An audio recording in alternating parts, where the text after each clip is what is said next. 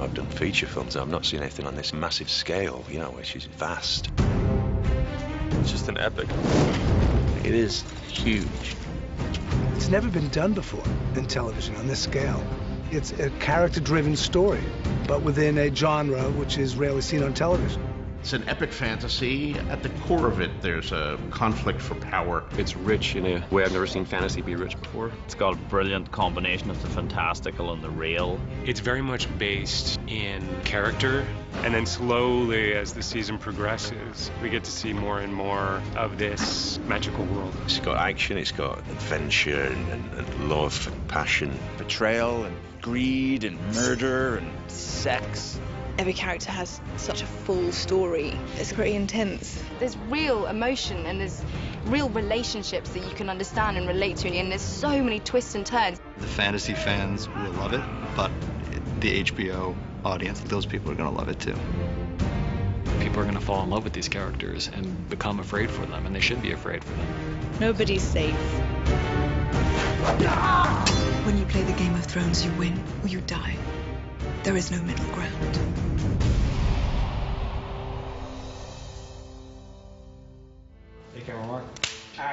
I began this series in 1991, and the minute the book started to hit the bestseller list, one starts getting inquiries from producers who are interested in optioning it for feature film. And I remember talking to my agents and saying, it can't be done. There's too much. The books are too big. They would have to cut so much there would be nothing left. This is a story that's so rich, and there's so many characters, and it is so many different viewpoints and narratives all woven together with incredible expertise. And it was such an intricate tapestry that he was weaving that we couldn't imagine mutilating it to make it into a feature script. So the only way to do this is as a series of series on HBO.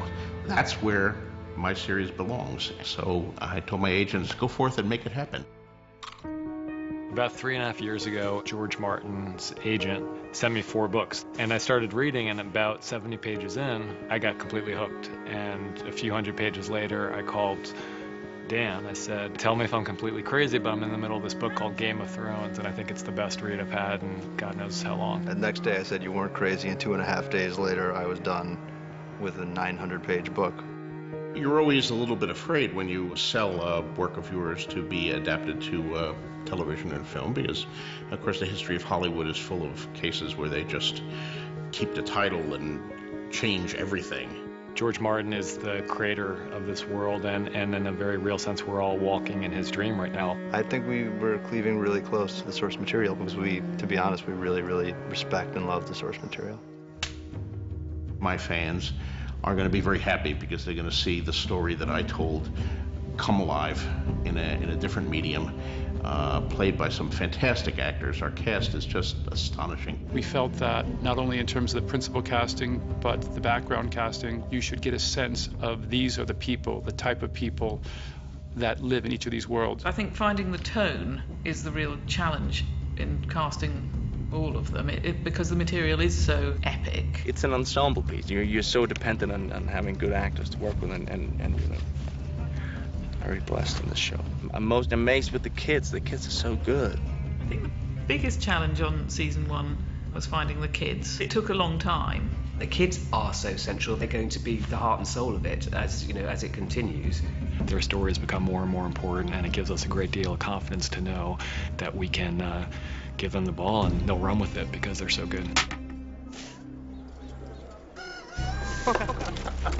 When I first got the audition for Game of Thrones, my mum heard about the books and she started reading them, and she soon found out that they were quite adult and that maybe I shouldn't read them. She would just tell me what goes on.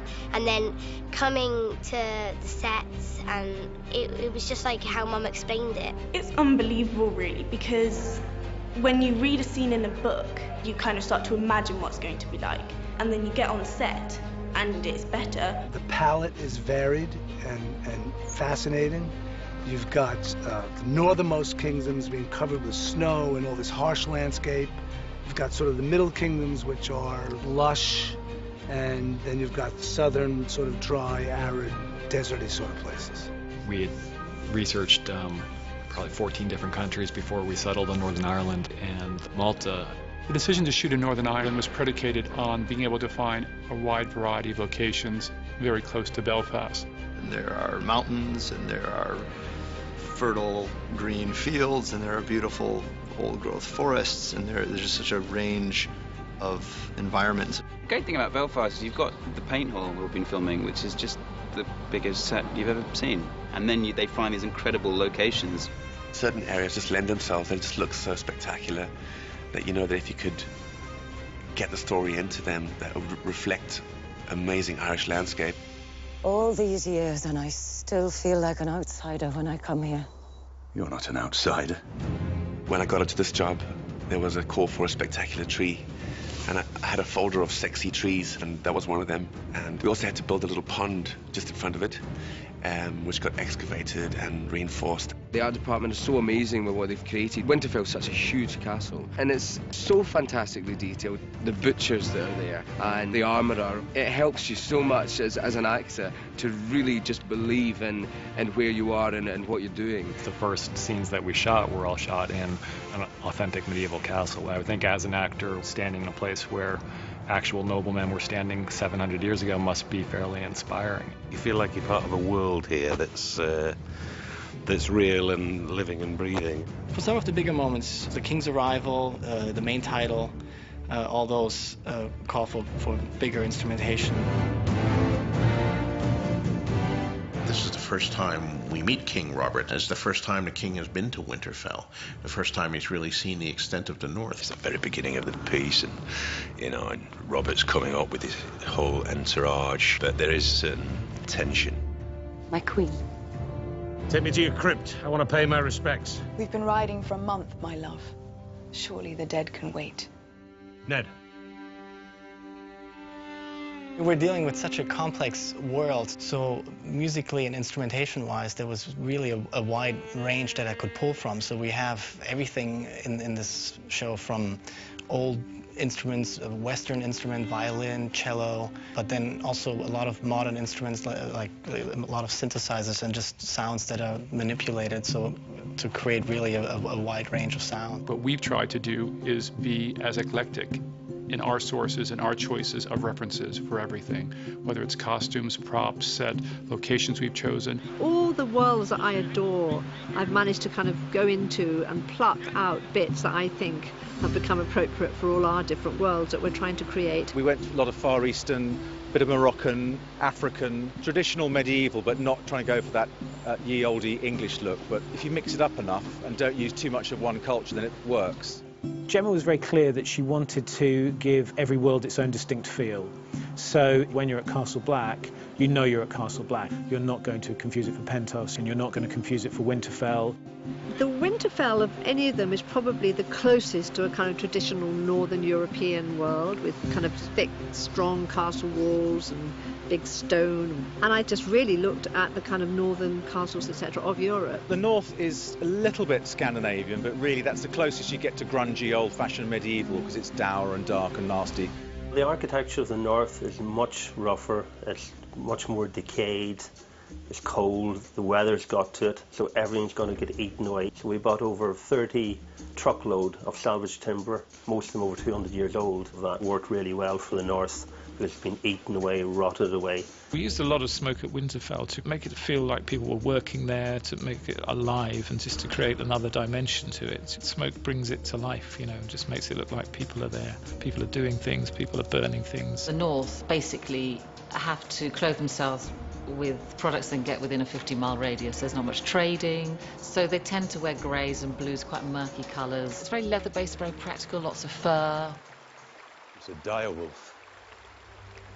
There are no direwolves south of the wall. No, there are 5. The direwolf's not been seen for many years around Winterfell, and so it's kind of an omen, a dead direwolf that's just littered the birth of pups. And, it's a massive creature. The direwolf is our banner, our sign. There are 5 pups. 1 for each of the Stark children. We were meant to have them. It's obvious to John at that point what this means, that the direwolf is the sigil of the Stark house, that there's 5 of them, that there's 5 Stark children. This is clearly a sign. These are all Inuit dogs, which is a breed that was developed basically to have a dog that looks like a wolf. The dogs are supposed to rip people's throat out and eviscerate people. We teach them to do things that will make them look like they're attacking. The actors are like a prop. So, and I could take one of these dogs and I could take you and we could do a go with or have them walk with you like they're your pet in about 5 minutes. By using food and little tricks that we do, they'll actually get used to it. We don't really want them to have a huge relationship with the actors because that gives them an excuse to goof off and they will take advantage of it. It's a big challenge. There's a lot of attacks. Plus they have to work with little kids, which that's always a scary combination. We want the dogs to look as fierce and mean as possible, but then they have to be with a 6-year-old child. And then otherwise we have ravens. And they're actually as trainable as a dog. They are so inquisitive and so interested in food and stuff, they're like a child, and they'll find a way to get in trouble very, very quickly. And inevitably it's a problem. You know, somebody's got a sandwich and the bird ends up landing on them trying to get the sandwich.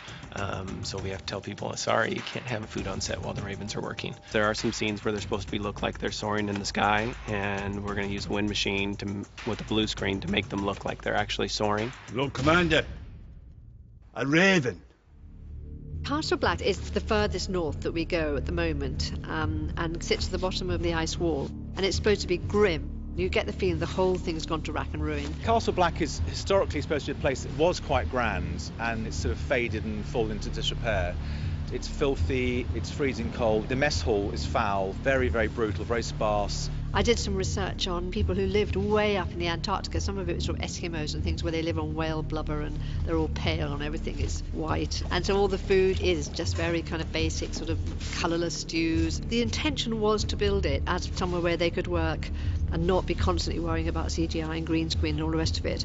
And I think we've been relatively successful on that. At the base of the wall, we've got Castle Black, which is an incredibly bleak castle that you'd think no one would want to inhabit. And our art department have built a fantastic set here, up to a certain height, and a certain amount of it contains all the action that we are concerned about for episodes 1 to 10. But we want to establish something a bit grander than that, so we have to put on towers which top that up on what we've built here. So it's our job to take on the wider shots here and add those bits and pieces. The top of the wall set we're building on stage. That's achieved by building it on a rostrum about 10 foot above the ground. And then we create plywood formers to give us the shape of the ice. Then our plasters go on top of that with plaster, resin, and lots of sea salt to give it some sparkle. And our painters come in, give it some more colour, some more texture. And then we erect a green screen around 180 degrees of it. And then we get some wind effects, some snow effects. I wanted to be here when you saw it for the first time. The actual wall theme, or the Night's Watchman theme, we have strings, we have very low bells, so there's something intimidating about that one, but also something that later on can turn into something majestic and honorable for when Snow and the others take their vows. And bear witness to my vow. Night gathers, and now my watch begins. It shall not end until my death. You walk into Castle Black and there it is, and there's the wall, and there's the lift for the wall, and there's all the things you've read about. And it's very easy to get immersed in that world with such incredible sets and detail put in. One of the biggest challenges, I think, in The Night's Watch was to be able to tell you something about the different backgrounds of these people by the costume that they had on, and the costume had to be black. It's not a uniform because they're not funded enough to do that anymore. The higher people will bring clothes with them that are probably more suitable. The others actually often arrive in a thin jacket. So that's all they have, and you actually visibly see them freezing, and then obviously as they qualify, they start gaining more clothes. Well, Lord Snow, it appears you're the least useless person here. We work with a wonderful fight director called Buster, and we didn't have much time to learn the fights, but Buster was brilliant, and you can pretend that you're a hard warrior. I was pretty fortunate with these guys. They're all pretty athletic. They all seem to grasp it pretty well. These fights, it's more like a dance. You're learning a dance. And I remember a few times we're all ready to go. just about to shout out action, and I'm thinking in my head, oh my, I can't remember the third move, you know, and I know that third move, there's something coming towards me. You have to train people very differently. You know, like with the Ned and Jamie, we used a little bit of the knights of old with the hack and slash, versus we used a lot of Japanese katana style for Jamie's fight, just the way he held his sword and the way he twirled it. Both are different styles. I have a much more direct style, whereas Jamie's much more kind of eloquent and affected in his style of fighting. You never want to do a flick for a flick's sake. You won't stand next to someone all of a sudden just throw a back somersault for the sake of throwing a back somersault. You know, so you try and find cool stuff that you can kind of believe that they needed to do. We want to make this real. We want to show the brutality of fighting and what really happens when you get stabbed. And for example, in the Hill Tribe fight, we decided we wanted to make this really gory, so we're going to bash one of the Hill Tribesmen's faces in, and we wanted to actually show the bashing of the face in. So we started the action with a stuntman with a hit, shot Peter pounding down on a face, and also now we're shooting Peter pounding down on a prosthetic face. So you'll see it being beaten and blood popping out of it, and it's going to be pretty horrible. Jesus. Come in. We're approaching visual effects in a very specific way. We want visual effects to be as real as possible. Yes, there are fantasy elements, but what we're trying to do is to make the fantastical as real as possible. A lot of what we do is just adding little bits and pieces to shots that hopefully nobody would even realise. We've got some big crowd scenes happening at the Sept of Baelor when they do the Ned's beheading. We've got out at Essos when we've got the whole camp. There's going to be a big crowd scene. And they did it, you know, at the tournament we were doing that. The tournament set we built on location at Shane's Castle. That is all built with materials sourced at Shane's Castle. We picked the trees in the wood. They were felled for our job and brought over about a quarter-mile trip to the tournament ground. And then when we take it down, we'll cut up that timber on site, and that'll be given to people in that area, really. I've been sitting here for days! Start the damn joust before I piss myself. What they do with animals is amazing. We rehearse everything very carefully before we get on set to make sure everyone's going to be safe. I have actors' horses that I use. They're all trained for the actors, so they do the job for them. So the horse goes from A to B, and it's very quiet, so it goes on set, it doesn't notice anything. Then I have my stunt horses, which are different, which they're a bit more faster, and then one of them is trained to fall over. Everyone was absolutely gobsmacked. I didn't know if it was actually supposed to happen at the beginning, because they didn't tell any of us. I was like, oh my god, is someone hurt? Now the fence is all made out of, it's like kind of made out of a type of foam. So as soon as it lands on the fence collapses, so the horse has no harm at all, there's nothing to it. And the horse is already trained to fall. And as soon as it's on the floor, it knows that its job's done. That horse, all it does is fall over. That's all it's trained for. They're very clever. They get used to it. They know what rolling is, they know what turnover is, and they know what action is. And they go straight away. They go on action. Action! I think Renly was very excited about seeing Sir Loras Tyrrell in his armour for the first time. Wonderful. I mean, gleaming armour. The first time I saw even the costume, it blew me away. It's just so beautiful. It's a work of art. It's quite interesting to tie together the structure and the mechanics that you need for the armour to actually articulate and move with this very organic kind of flowing forms that Michelle was looking for. The armour's great, it looks brilliant. It's kind of tough to wear though. It definitely hurts the shoulders quite a bit because it's not even that heavy, it's just, it constricts you. It takes a while to get this on. I mean, to imagine that people would actually fight in it is beyond me, but it looks fantastic. The guys from King's Landing and the south have this kind of elegant, sleek, tailored look to them. As you go south, obviously, they're near the sea, they can trade, they have silks, they have colours. It's much more sort of Mediterranean feel. There's more jewellery. It's beautiful. Like the one your mother wears. The whole thing about King's Landing is supposed to be quite lush. You know, you've been up in the frozen north and everything, and down in King's Landing, people are supposed to be growing things. King Robert refers to them all being half naked and deliciously sweaty and gorgeous. You feel that you've come to this really hot, sexy place, and there's a light coming through the windows, and a lot of greenery and plants on the balconies growing through. Malta becomes the backdrop of King's Landing again. We'll take the basis for what's there, take away what we don't like, and add bits and features that we do like. For our ability to create a world that you couldn't quite pinpoint, Malta was a fantastic location. It's been settled successively by so many different people, so there's so many different traditions. Anything Mediterranean, North African, Southern European, we can kind of more or less find here, and we can dress it to cover any period. Malta is so exotic and mysterious and ancient.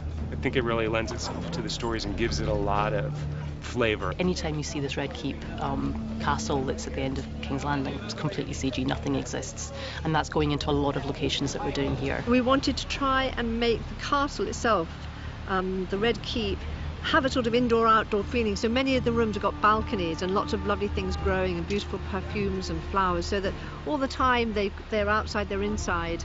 We have 2 large sets for King's Landing. There's a composite set for all the personal quarters in the Red Keep. And then we have the throne room. The throne room is magnificent. It's huge. It's got this Pantheon floor. It's got these great big pillars. I wanted to try and make that feel incredibly sort of cathedral-esque. It's very lavish, very ornate. As you come in, you go through some massive bronze doors. So as you open that, you reveal this beautiful throne room with marble floors throughout. And then all along one side, you've got some terrific stained glass windows that pour light in across the marble floor. And then you walk up to the throne itself, which is sitting on a bronze dais. And then behind that is a beautiful stained glass window, so you get all that light pouring in over the king. The centermost prop in Westeros is the Iron Throne, so we wanted to get it right. Obviously, we'd made a model of it in the art department. We had a lovely prop maker here called Gavin who made it. It's quite a frightening piece. It is literally blackened swords bent into a throne, and it's melted and pitted and hammered and uncomfortable, which is what it's supposed to be. The first time I walked through the throne room, I was really intimidated. It's the size of a football field. I didn't know how we were going to light it. I didn't know how we were going to fill it with people. I didn't know how I was going to move them through the space. Thankfully, we figured it out. The throne room's pretty amazing. When you go into a set that they've built, and just the sheer size of that is just makes you feel like you're in this sort of mystical story. Each of these worlds is a real kind of pleasure to do. And then the other one is the Eyrie. I was dumbstruck when I first saw the Eyrie. It was breathtaking. It's, 3/4 way up an enormous mountain, and you get to it by a stone staircase that's carved, and there are way forts along the way. So it's the ultimate refuge. The Eyrie, the look of that had to be quite quirky, have an uncomfortable feel about it, and a slightly sort of unhinged atmosphere. So a lot of faded tapestries, and the Weirwood throne, which is the biggest piece for us, which is actually made out of real wood. It's actually 3 different pieces of wood all welded together.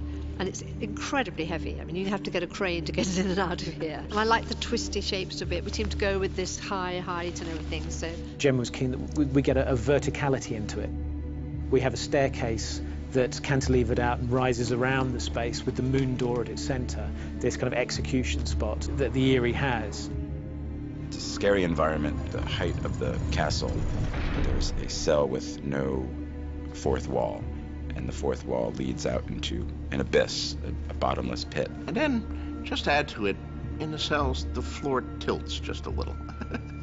So you go to sleep.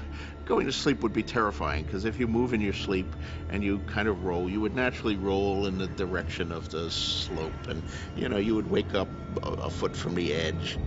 Obviously, it's supposed to be a sort of, 1,000-foot drop beneath it, so we had a lot of wind there. And we also had falling water coming through that set, running down the middle. It's supposed to look sort of wet and horrible.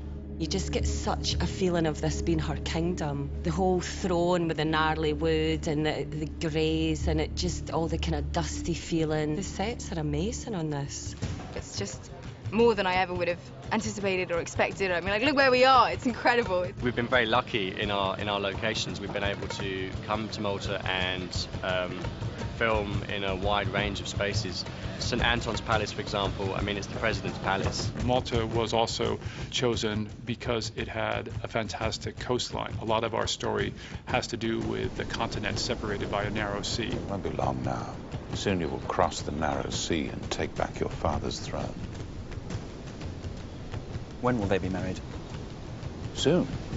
The Dothraki never stay still for long. Dothraki are a bit of a cross between the Mongols and some of the Native American tribes. They're a horse people. They live in these great, vast grass plains, and they make a living by conquering other people, much like Genghis Khan and the Mongol horde. Khal Drogo is one of the most brutal and effective warriors in a world where violence translates directly to power.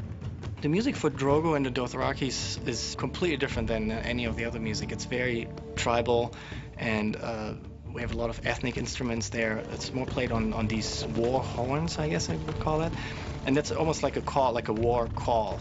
They're barbarians. They're living. They're nomadic. Although they have a city, they're on the move most of the time. So we looked at lots of different tribes and people that travel a lot, grass huts, mud huts, that sort of thing, and then mixed all of it up. So far we've got rounded tents, which are more sort of igloo shape, with skins and cloths and all sorts of things. Then they get into these earthen tents. So we've kind of created another kind of structure, which is really nice.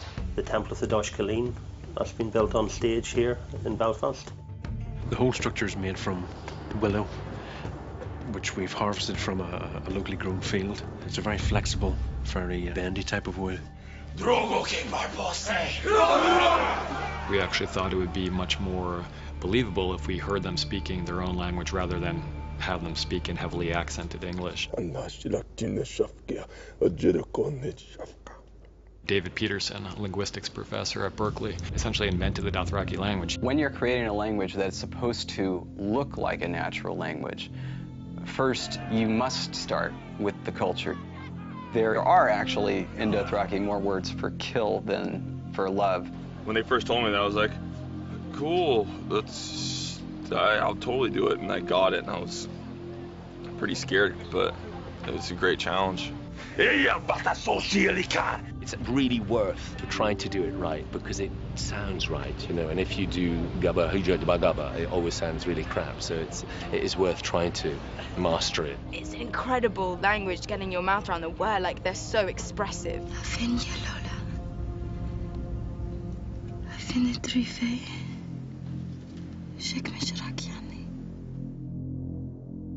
We're building this fantastic funeral pyre in Matalib, which is on the west coast of the island. And this is where we see one of our main characters, his burial. Very kind of sophisticated in the fact that the whole framework is welded and made from special effects. We had 2 stunt women on fire. So it's a complex sequence, but it went really well. You're under the impression that she's going to kill herself and give everything up. So musically, it's powerful, it's tribal, it's emotional. But then on the following day, we realize she's still alive, and then it unfolds that the dragons are hatching, and she becomes this very powerful person. So at that moment, we're playing something musically that we actually have never heard before, and so we are playing out her theme in its full glory. Just the best story. You follow it and you get excited by it, and when you think you've got it figured, it completely changes its mind. It's encompassing, actually. Without the costumes, it could be contemporary life. It's about people caring, fighting, loving, hating. You think you know them, you think you've got them pegged as what they seemingly are, but they really aren't. It's been very, satisfying, very exhilarating for me to play a part that is got that much depth, and and I've been able to explore it to that extent.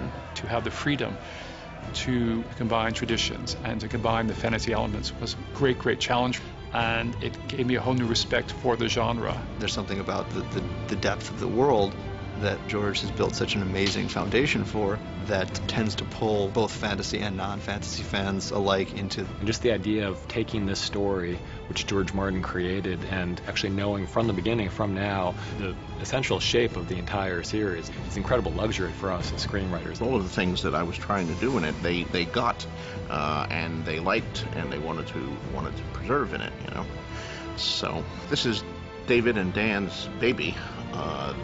They're the showrunners, and they're making the ultimate decisions here, but it's still recognizably my baby too. Starks are always right eventually. Winter is coming.